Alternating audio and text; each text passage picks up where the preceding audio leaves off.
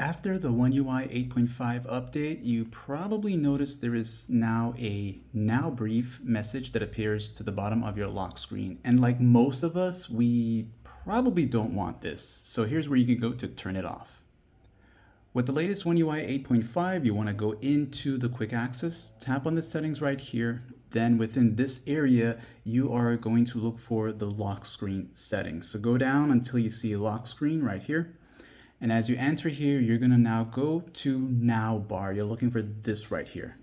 And once you're in this area, you are going to scroll down past this area and you're gonna see now brief. And this is something that once it's turned on, even if you tap into the notification and you swipe it away, it will eventually send you something new. And I'm sure that's why you're all here, to disable it. So if you don't want it sending you anything from this particular content, the now brief, you'll simply just turn it off here, and you can see when I go back onto the lock screen, it is no longer there. So if you've been looking for that, that's where you would go to turn it off. Like and sub.